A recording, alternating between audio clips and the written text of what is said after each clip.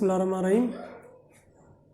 अॼु जेको टॉपिक आहे magnetic field due to electric current.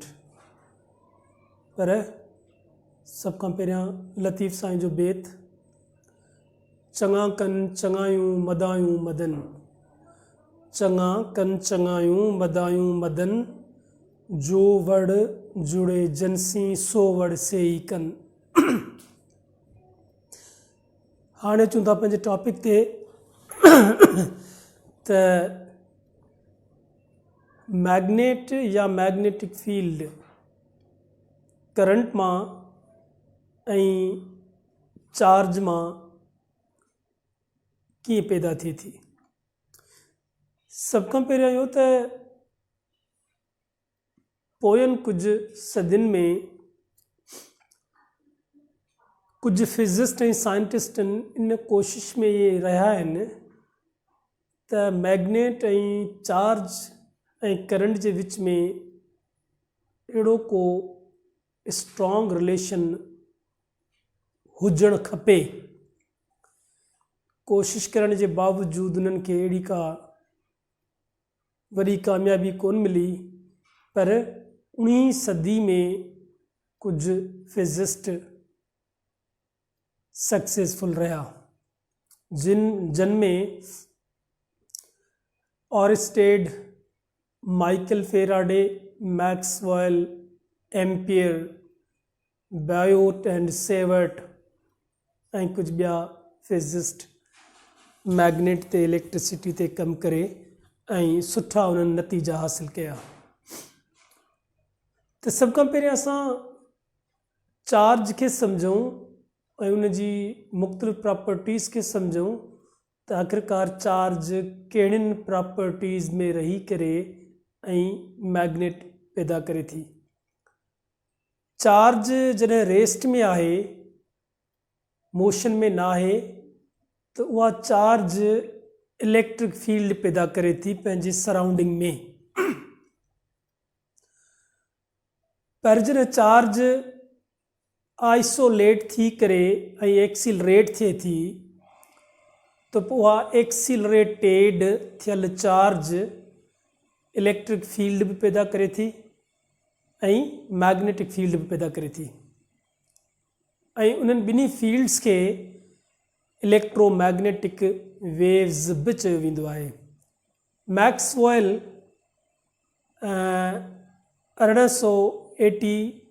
1884 में इलेक्ट्रिक फील्ड ऐं मैग्नेटिक फील्ड ते तमामु सुठो कमु कयो आहे ऐं उन जूं इक्वेशन्स ऐं फार्मूला पंहिंजी जॻह ते अहमियत रखनि था।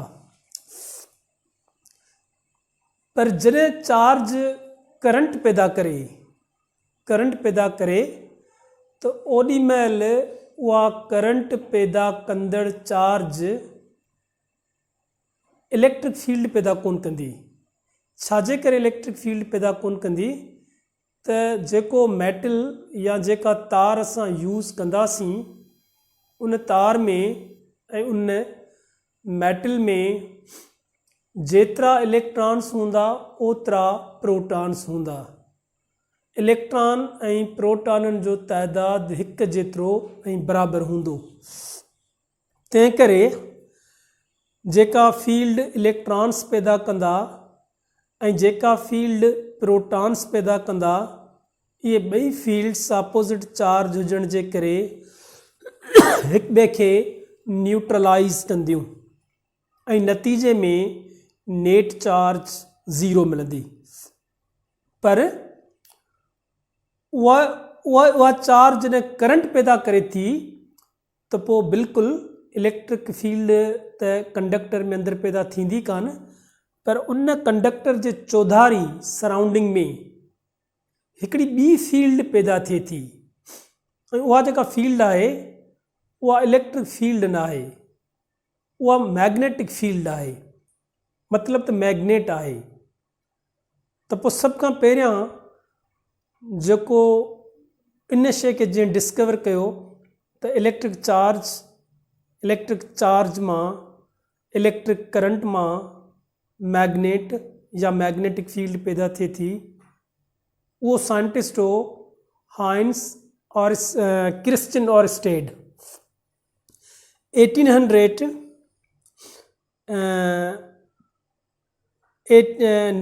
या 20 इन साल में ने शइ डिस्कवर कई।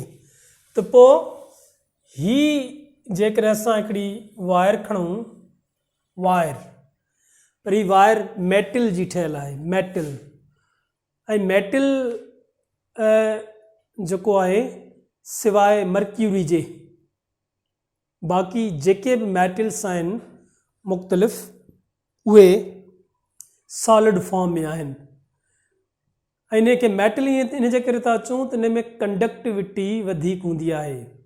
कंडक्टिविटी जो मक़सदु इहो आहे त हीउ जेको मेटल आहे जंहिंखे मेटल था चऊं इहो परमिशन ॾींदो आहे त इन मेटल मां इलेक्ट्रिसिटी गुज़री सघे, इलेक्ट्रिसिटी गुज़री सघे त इलेक्ट्रिसिटी जेकॾहिं गुज़री सघे थी त पोइ इन खे चइबो इलेक्ट्रिकल कंडक्टिंग प्रॉपर्टी।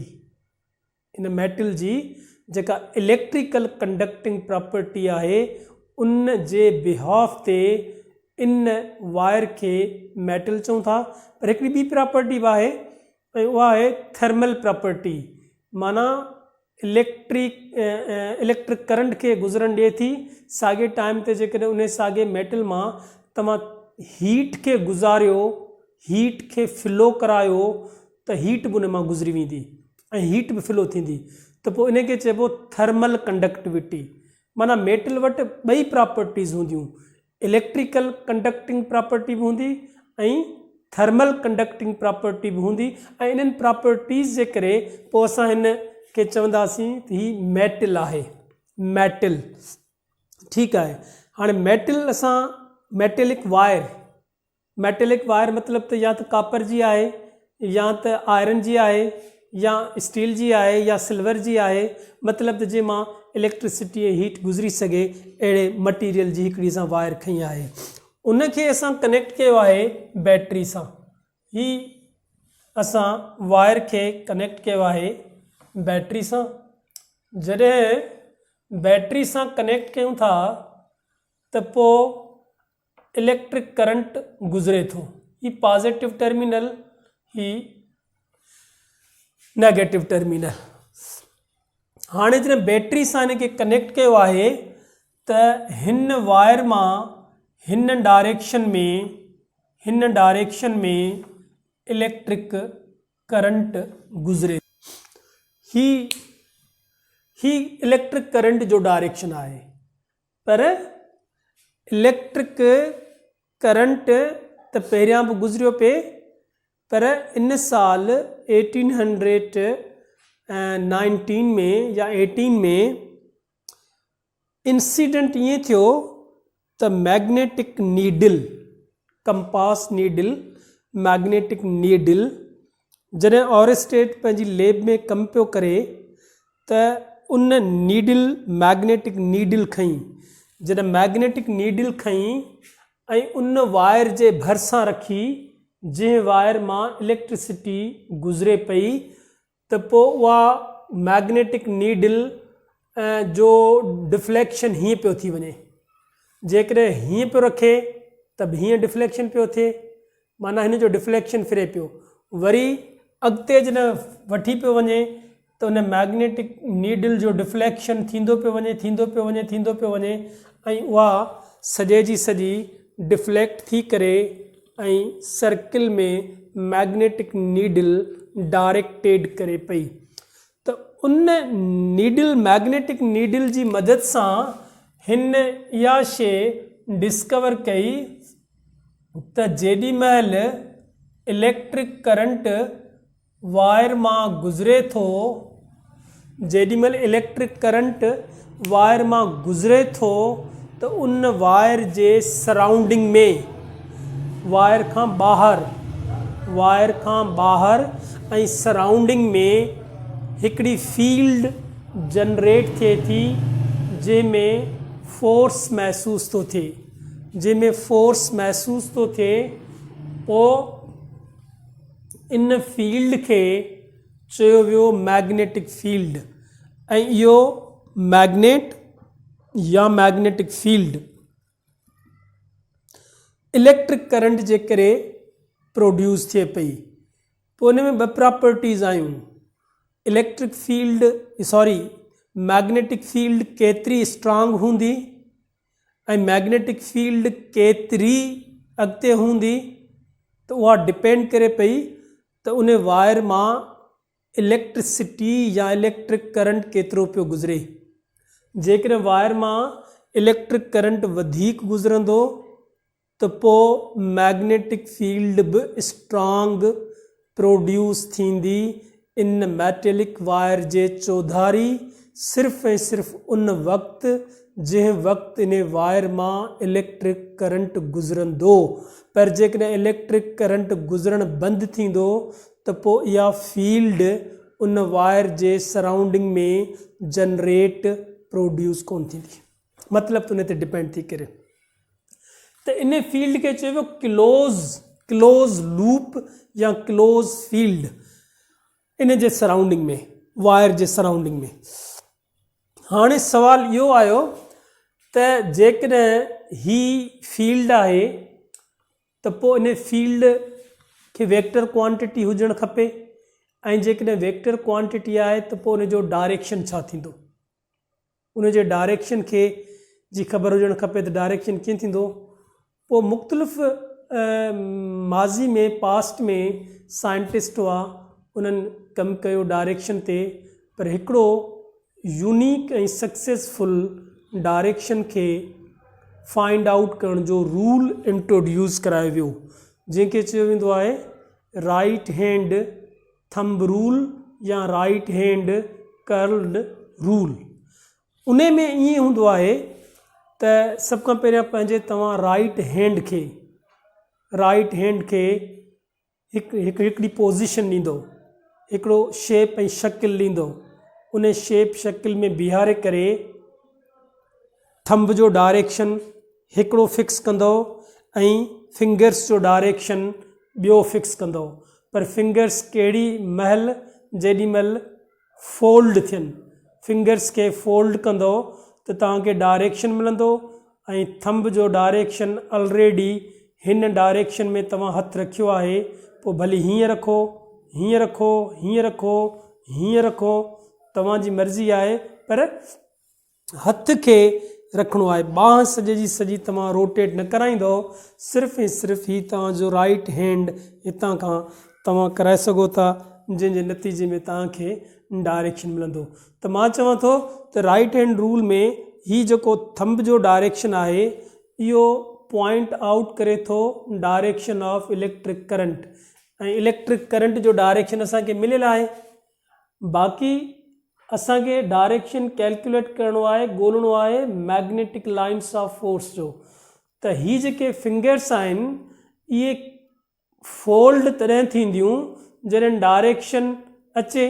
हाणे ही जेको डायरेक्शन आहे, फिंगर्स जो जेको डायरेक्शन आहे, इहो डायरेक्शन थींदो मैग्नेटिक लाइन्स ऑफ फोर्स जो।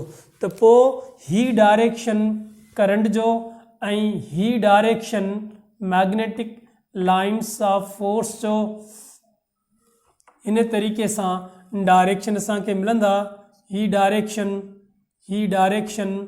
ऐं ही डायरेक्शन। हाणे ही जेका असांखे मैग्नेटिक फील्ड मिली आहे, इहा मैग्नेटिक फील्ड मिली आहे उन कंडक्टर जी जंहिंमां करंट त बिल्कुलु गुज़रे थो, पर इहो कंडक्टर स्ट्रेट पाथ में आहे, स्ट्रेट पाथ में सिधो आहे, लीनियर आहे। पर जेकॾहिं असां अहिड़ो कंडक्टर डिज़ाइन कयूं जेको स्फेरिकल हुजे, जेको गोल हुजे, त पोइ उहो गोल ऐं स्फेरिकल जेको कंडक्टर हूंदो, जेका वायर हूंदी, जेका कापर जी वायर हूंदी या आयरन जी वायर हूंदी, जीअं पंहिंजो हीटर जो फिलामेट ठाहींदा आहियूं त उन फिलामेट में मोस्टली जेके वाइंडिंग कंदा आहियूं या वायर जेका हूंदी आहे उहा स्फेरिकल हूंदी आहे, गोल हूंदी आहे। त उन मां जॾहिं करंट गुज़रंदो त पोइ उहा वायर मैग्नेटिक फील्ड कीअं ऐं कहिड़ी जनरेट कंदी, प्रोड्यूस कंदी, इहो असां हिते सम्झण जी कोशिशि कंदासीं त जेकॾहिं ही असांजो हिते स्फेरिकल वायर आहे, जेकॾहिं ही स्फेरिकल वायर आहे त पोइ हिन वायर खे तव्हां नंढनि नंढनि स्ट्रेट पीसिस में डिवाइड कंदो। इन जे करे त तव्हांखे इहा स्फेरिकल वायर जॾहिं नंढनि लीनियर पीसिस में डिवाइड कंदो त पोइ तव्हांखे फील्ड मिलंदी। पोइ तव्हां ईज़ीली कैलकुलेट करे सघो था फेनामेना फील्ड जो। हाणे जॾहिं हीअ आहे त पोइ हिन खे तव्हां ही फील्ड कंदो, हिन जी ही फील्ड ठहंदी, हिन जी ही फील्ड ठहंदी, ही जेका फील्ड आहे ही फील्ड ठहे थी, हिते बि सर्कुलर फील्ड ठहे थी,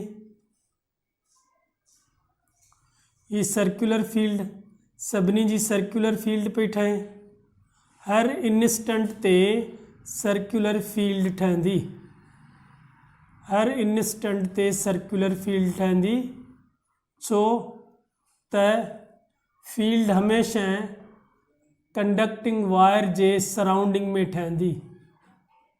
हाणे असांजी वायर जेका आहे उहा स्ट्रेट न आहे, उहा आहे सर्क्युलर। वायर सर्क्युलर आहे, कंडक्टर सर्क्युलर आहे, त उन सर्क्युलर कंडक्टर मां इलेक्ट्रिक करंट गुज़रे थो त फील्ड कीअं ठहंदी। त ही जेके सर्किल्स आहिनि इहा फील्ड आहे, मैग्नेटिक फील्ड। करंट गुज़रे थो ऐं मैग्नेटिक फील्ड ठहे थी, पर इहा साॻी वधंदी वेंदी, बिल्कुलु वधंदी वेंदी। ही फील्ड आहे, ही फील्ड आहे, ही फील्ड आहे, ऐं इहा फील्ड वधंदी वेंदी। त पोइ इहा साॻी फील्ड हली करे ही फील्ड थींदी ऐं सर्किल में एक्सिस ऑफ रोटेशन वटि इहा फील्ड स्ट्रेट थींदी। हिन में जेको स्पेशल पॉइंट आहे उहो इहो आहे त वायर या कंडक्टर स्फेरिकल आहे ऐं उन जे हर एलिमेंट वटि, हर पॉइंट वटि जेका मैग्नेटिक फील्ड ठहे थी उहा बि सर्कुलर फील्ड ठहे थी, पर उहा सर्कुलर फील्ड प्रोपैगेट थी करे जॾहिं सेंटर वटि अचे थी त पोइ उते सेंटर वटि मैग्नेटिक फील्ड, एक्सिस वटि मैग्नेटिक फील्ड स्ट्रेट मिले थी, लीनियर मिले थी। उन कंडक्टर जी जेको शकिल जे हिसाब सां स्फेरिकल आहे ऐं उन मां करंट गुज़रे थो। त हिते कंडक्टर लीनियर हो, हिते कंडक्टर जेको आहे सो स्फेरिकल आहे, गोल आहे, ऐं गोल मां उहा मैग्नेटिक फील्ड असांखे मिले थी। हाणे सवाल इहो आहे त मैग्नेटिक फील्ड त मिले थी, पर मैग्नेट तॾहिं हूंदो जॾहिं मैग्नेट वटि ॿ पोल्स हुजनि, नॉर्थ पोल हुजे ऐं साउथ पोल हुजे, त पोइ छा जॾहिं इलेक्ट्रिक करंट या चार्ज मैग्नेटिक फील्ड प्रोड्यूस करे थी त छा उन वटि ॿई पोल्स हूंदा, साउथ पोल ऐं नॉर्थ पोल। त बिल्कुलु इहा कंडीशन आहे, इहा कंडीशन आहे मैग्नेट जी। मैग्नेट हूंदो त उन वटि पोलरिटीज़ बिल्कुलु हूंदियूं, पर हिते पॉइंट इन खे सम्झण जी ज़रूरत आहे त जेकॾहिं मां चवां ही मैग्नेटिक बार आहे, ही मैग्नेटिक बार आहे, ही हिकिड़ो नंढो असां वटि मैग्नेटिक बार आहे। जेकॾहिं ही मैग्नेटिक बार आहे त पोइ हिन मैग्नेटिक बार वटि ॿ पोल्स आहिनि, हिकिड़ो पोल आहे नॉर्थ ऐं ॿियो पोल आहे साउथ। ही मैग्नेटिक बार आहे, इन मैग्नेटिक बार वटि हिकिड़ो नॉर्थ पोल आहे, ॿियो साउथ पोल आहे। हाणे ॾिसो त साउथ पोल मां मैग्नेटिक लाइन्स ऑफ फोर्स निकिरनि थियूं, आउटवर्ड निकिरनि थियूं मैग्नेट मां। पर कहिड़े पोल मां निकिरनि थियूं? नॉर्थ पोल मां निकिरनि थियूं। माना नॉर्थ पोल मां मैग्नेटिक फील्ड आउटवर्ड थिए थी, कम आउट थिए थी, मैग्नेटिक फील्ड ॿाहिरि निकिरे थी। पर इहा फील्ड वञे केॾांहुं थी? साउथ पोल में वञे थी। इहा मैग्नेटिक फील्ड साउथ पोल में वञे थी। हाणे साउथ पोल वटि इंटर थिए थी, साउथ पोल वटि इहा अंदरि इंटर थिए थी ऐं नॉर्थ खां वरी आउट थिए थी। त पोइ साॻियो कॉन्सेप्ट खणी करे, बिल्कुलु साॻियो कॉन्सेप्ट खणी करे तव्हां हिन फील्ड ते अचो या हिन फील्ड ते अचो या हिन फील्ड ते कंहिं ते बि अचो, बिल्कुलु साॻियो कॉन्सेप्ट खणी करे जेकॾहिं मां चवां त ही कंडक्टर आहे ऐं ही मैग्नेटिक फील्ड आहे। हाणे जॾहिं ही मैग्नेटिक फील्ड आहे त पोइ हिन जो डायरेक्शन त बिल्कुलु क्लियर थी वियो हलियो। हिन जो डायरेक्शन कहिड़ो थींदो? हाणे ही डायरेक्शन आहे, ही डायरेक्शन लीनियर जो। पर जेकॾहिं सर्कुलर कंडक्टर रखां थो त करंट हिन डायरेक्शन में गुज़रे थो। ही जेको डायरेक्शन आहे हिन डायरेक्शन खे चइबो आहे anti clock wise direction. Anti clock wise direction. Conductor spherical आहे, शकिल में वायर स्फेरिकल आहे, उन में करंट गुज़रे थो एंटी क्लॉक वाइज डायरेक्शन में। एंटी क्लॉक वाइज डायरेक्शन में जॾहिं एंटी क्लॉक वाइज डायरेक्शन में करंट गुज़रे त पोइ राइट हैंड रूल साॻियो यूज़ कंदासीं। ही हथु रखियोसीं, फिंगर्स मथे थियूं अचनि, डायरेक्शन मथे थो अचे। जॾहिं डायरेक्शन मथे थो अचे त पोइ थंब जो डायरेक्शन कहिड़ो आहे? आउटवर्ड। थंब जो डायरेक्शन आउटवर्ड थियो। जेकॾहिं थंब जो डायरेक्शन आउटवर्ड आहे त पोइ हिते एंटी क्लॉक वाइज डायरेक्शन में करंट फ्लो थिए थो ऐं थंब जो डायरेक्शन आउटवर्ड आहे त पोइ हिते हिन कंडीशन में कहिड़ो पोल ठहंदो? उहो साॻियो ही पोल ठहंदो, नॉर्थ पोल ठहंदो। छो त नॉर्थ पोल में magnetic lines of force outward थियनि थियूं। त पोइ हिन खे तव्हां चवंदो नॉर्थ पोल। हे नॉर्थ पोल आहे। नॉर्थ पोल जी कंडीशन इहा आहे त इलेक्ट्रिक करंट स्फेरिकल कंडक्टर में एंटी क्लॉक वाइज डायरेक्शन में गुज़रे थो। राइट हैंड रूल असांखे ॿुधायो त इहो नॉर्थ पोल थींदो। छो त राइट हैंड रूल जे हिसाब सां फिंगर्स जो डायरेक्शन अपवर्ड, थंब जो डायरेक्शन आउटवर्ड। त हिते जेको फिंगर्स जो डायरेक्शन आहे इहो इलेक्ट्रिक करंट जो डायरेक्शन आहे। छो त असां हिते स्फेरिकल शकिल जो कंडक्टर खयो आहे। त हिते हाणे फिंगर्स जो direction magnetic lines of force जो डायरेक्शन नाहे। मैग्नेटिक लाइन्स ऑफ फोर्स जो डायरेक्शन तॾहिं थिए आहे फिंगर्स जो डायरेक्शन जॾहिं करंट स्ट्रेट लाइन में गुज़रे, जॾहिं कंडक्टर या वायर लीनियर हुजे, स्ट्रेट हुजे त पोइ थंब जो डायरेक्शन करंट जो डायरेक्शन, फिंगर्स जो direction magnetic lines of force जो डायरेक्शन। पर हिते उन जे इनवर्स आहे, रेसिप्रोकल आहे। जेको फिंगर्स जो डायरेक्शन आहे उहो इलेक्ट्रिक करंट जो डायरेक्शन आहे। उहो करंट जेको स्फेरिकल कंडक्टर में गुज़रे थो ऐं जेको थंब जो डायरेक्शन आहे उहो मैग्नेटिक लाइन्स ऑफ फोर्स जो डायरेक्शन आहे। मैग्नेटिक लाइन्स ऑफ फोर्स जो डायरेक्शन। त पोइ मैग्नेटिक लाइन्स ऑफ फोर्स जो डायरेक्शन थंब जो डायरेक्शन आहे, आउटवर्ड आहे। त पोइ फील्ड जॾहिं आउटवर्ड थिए त उन खे चइबो नॉर्थ पोल। North pole.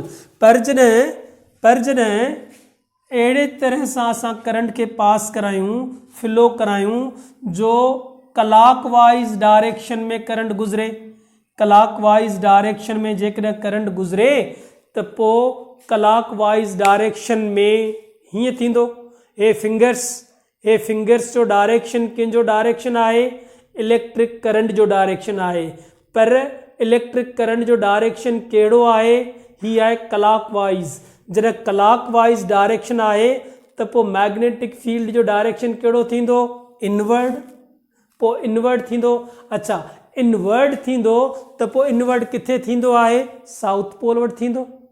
हिते साउथ पोल आहे ऐं साउथ पोल वटि छा थींदो आहे, साउथ पोल वटि magnetic lines of force inter थींदियूं आहिनि, उन में दाख़िल थींदियूं आहिनि, इनवर्ड थींदियूं आहिनि।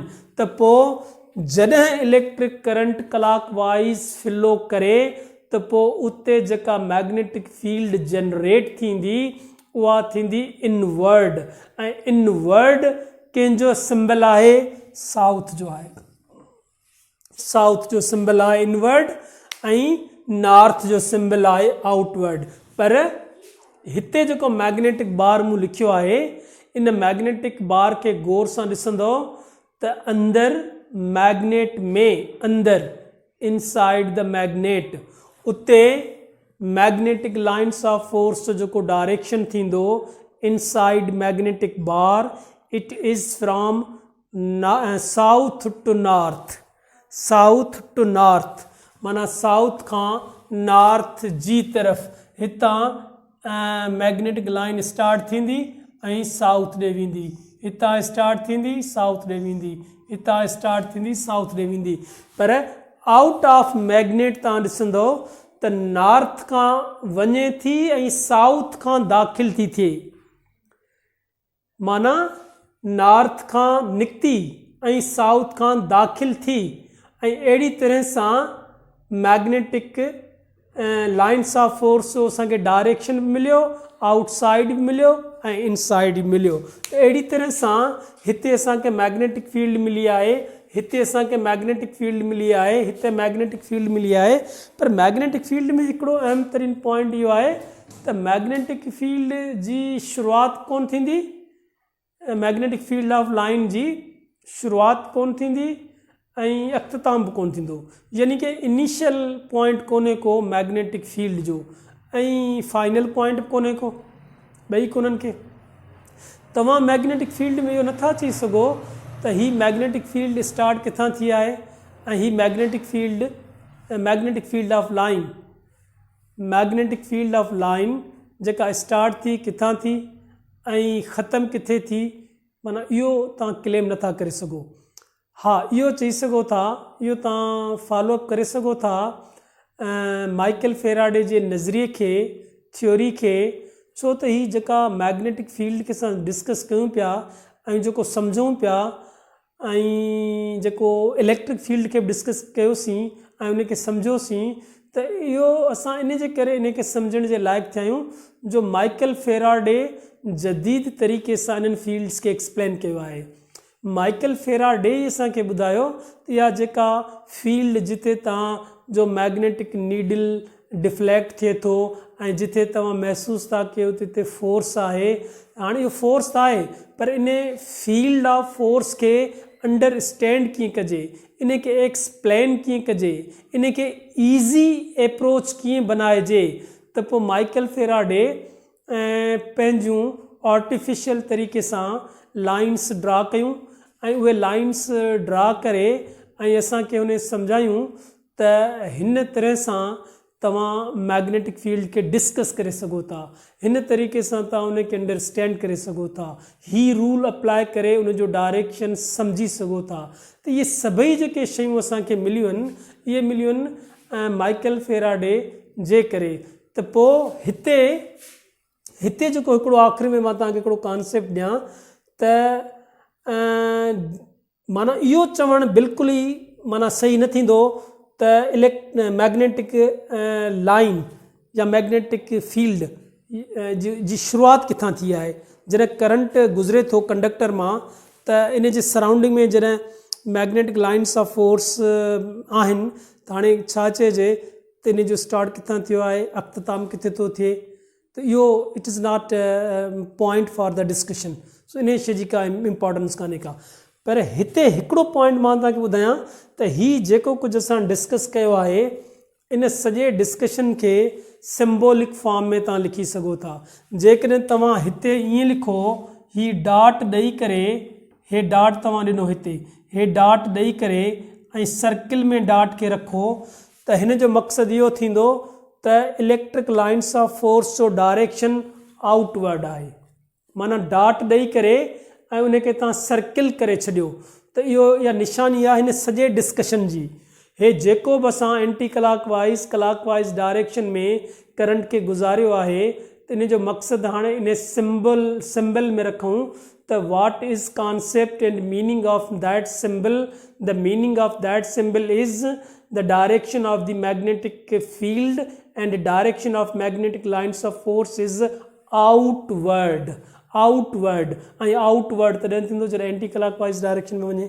साॻी तरह सां जेकॾहिं मां हिते क्रॉस लिखी करे ऐं सर्किल ॾियांसि त हिन जो मक़सदु थियो त मैग्नेटिक लाइन्स ऑफ फोर्स जो जेको डायरेक्शन आहे उहो इनवर्ड आहे, उहो डायरेक्शन इनवर्ड आहे।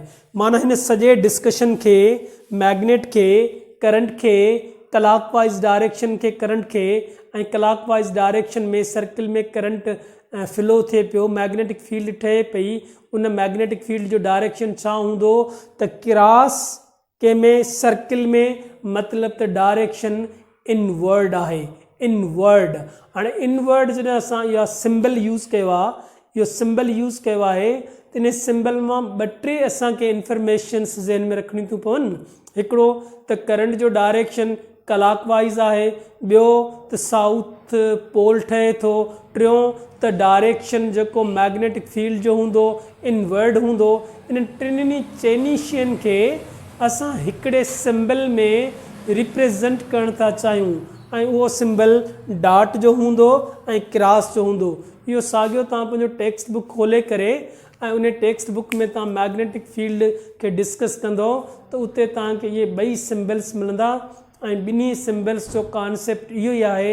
डॉट जो मक़सदु त करंट एंटी क्लॉकवाइज़ डायरेक्शन में नॉर्थ पोल ठहे पियो ऐं फील्ड जो डायरेक्शन आउटवर्ड, क्रॉस में वेंदो त फील्ड जो डायरेक्शन इनवर्ड, करंट जो डायरेक्शन क्लॉकवाइज़। पर ॿिन्ही केसिस में इहो पॉइंट आहे त करंट जे कंडक्टर मां गुज़रे थो इहो शकिल जे हिसाब सां, शेप जे हिसाब सां स्फेरिकल आहे ऐं उन स्फेरिकल शेप वारे कंडक्टर में करंट गुज़रे थो पियो। त बेटा हाणे इहो हिकिड़ो नंढड़ो टॉपिक हो जंहिं टॉपिक में असां इन पॉइंट खे डिस्कस कयोसीं त what is reality and process of the magnetic field, but only at that time when electric current is flowing through the conductor. Okay, Allah Hafiz.